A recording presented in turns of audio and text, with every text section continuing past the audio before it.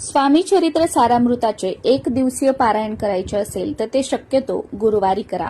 गुरुवारी शक्य नसेल तर तुम्हाला सुट्टी असेल त्या दिवशी किंवा तुम्हाला वेळ असेल त्या दिवशी तुम्ही केले तरी सुद्धा चालू शकते, किंवा कोणत्याही शुभ योगावर जसं की पौर्णिमा असेल, गुरुपुष्यामृत योग असेल, अशा योगांवरती तुम्ही एक दिवसीय पारायण केलं तरी सुद्धा चालेल. महिला, पुरुष, मुलं, मुली, अगदी प्रत्येक जण स्वामी चरित्र सारामृताचं पारायण करू शकतात. स्वामी चरित्र सारामृतामध्ये एकूण 21 अध्याय आहेत. एक दिवसीय पारायण करण्यासाठी तुम्ही पूजा मांडणी करून तिथे सुद्धा पारायण करू शकता, किंवा तुम्ही देवघरासमोर बसून पारायण केलं तरी सुद्धा चालू शकतं.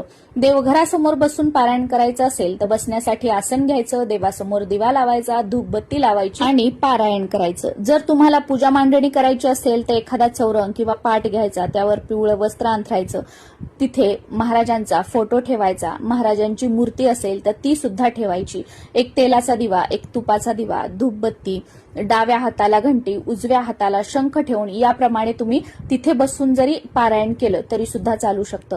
आता स्वामी चरित्र सारामृताचा एक पाठ म्हणजे किंवा एक पारायण म्हणजे काय, तर पहिल्या अध्यायापासून 21व्या अध्यायापर्यंत एकाच जागेवर बसून एकाच वेळी मध्ये न उठता, मध्ये कोणाशीही न बोलता जेव्हा आपण संपूर्ण वाचतो तर त्याला म्हटलं जातं स्वामी चरित्र सारामृताचा एक पाठ किंवा स्वामी चरित्र सारामृताचे एक पारायण. तर या पद्धतीने एक दिवसीय करताना तुम्ही सकाळी उठल्यापासून ते रात्री झोपेपर्यंत तुमच्या वेळेनुसार कधीही स्वामी चरित्र सारामृताचा पाठ करू शकता किंवा त्याचे पारायण करू शकता. फक्त दुपारी 12 ते 12:30 या वेळेमध्ये सेवा करू नका, कारण ही दत्त महाराजांची भिक्षा मागण्याची वेळ आहे.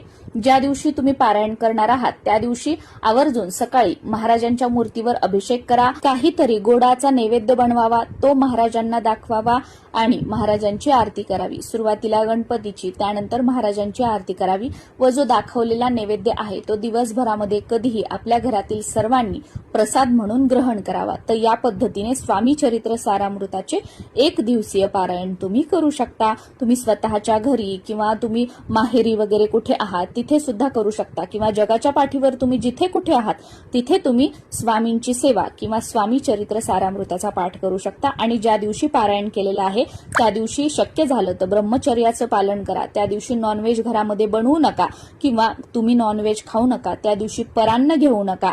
आणि सर्वात महत्वाचं, जे शक्य असेल ते दान करा. आणि तुमच्या घराच्या आजूबाजूला जर केंद्र असेल तर केंद्रात जाऊन महाराजांचं दर्शन घ्या. केंद्र नसेल तर दत्त महाराजांचं मंदिर आसपास कुठे असेल तर तिथे जाऊन महाराजांचं दर्शन घ्या.